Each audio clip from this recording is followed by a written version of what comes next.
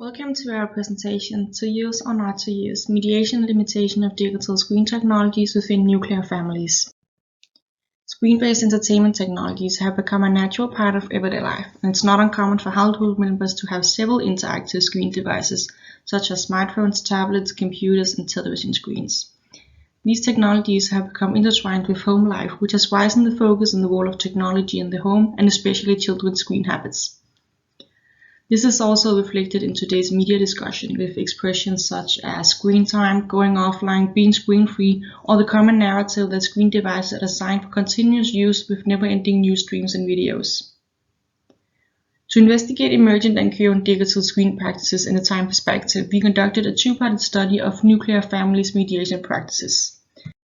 More specifically, we aim to answer the research question, how do adults in nuclear families mediate digital screen technologies in the home environment, and looked at both current practices and earlier decades practices.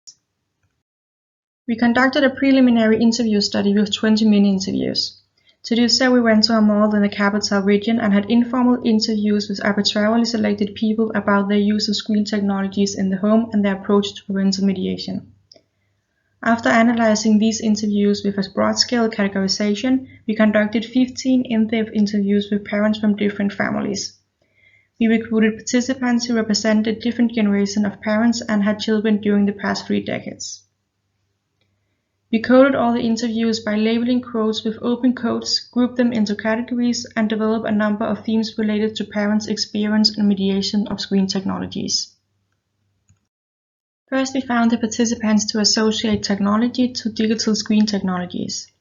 On purpose, we kept our initial questions asking what technologies they had as an open question, but only screen technologies were mentioned, and several of the participants even forgot to mention if they had a television, and instead mentioned their number of smartphones and tablets.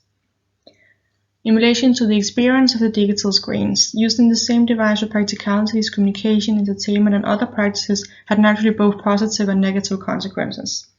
It was described to be convenient, but also with the potential to create conflict, while it promoted a love-hate experience of the screen devices. The most frequent comment from the participants was that they worried about or experienced technology to steal intimacy in social situations in the home. The participants argued this experience of disruptions to partly be a consequence of the blurring boundaries when having one device that is used for several different activities. The participants who had children around the turn of the century recounted technology to have provided fewer disruptions in the earlier decades, but at the same time, the availability and convenience related to, for example, instant messaging were acknowledged to have increased the feeling of intimacy between family members. The increased presence of screen technologies led to a focus on limitations, and we found parents to have strong opinions about rule setting, but still having very different kinds of rules. All the participants argued screen use to be an everyday topic of concern and that they had a conscious and restrictive use of screen technologies, but less than half of them defined their limitations as rules. There was presented different codes of conduct from all the participants. The rules varied from which room screens were allowed in which settings it was allowed, on which device, and with what content. Interestingly, we only found one who was self-declared screen-free. Our analysis showed parents aiming for limitations in technology use but still expressing frustration around the continuous negotiation they had to do around them. The rising number of screen technologies and the melding together of content resulted in a feeling of not being in control, which in return led to an increased focus on restrictive mediation, but still there were in doubt of what content they should limit and in what context. When presenting the idea of the idealistic role of technology or the use they strive for, these reflected the romanticized notion of non-use, while we defined broad limitations cutting off screens completely. In this case, they perceived themselves as taking a stand to technology and wished other people would do so as well. But these broad limitations didn't fit into their actual home practice, making it challenging to enforce.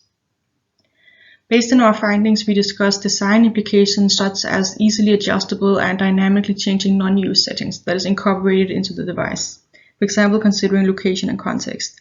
More complex personal or dynamically non-use settings can potentially support parents in their mediation of rules of conduct to provide constraints in situations where technology interrupts or steals intimacy, but without having to aim for complete non-use and still provide the common convenient features. Thank you for listening.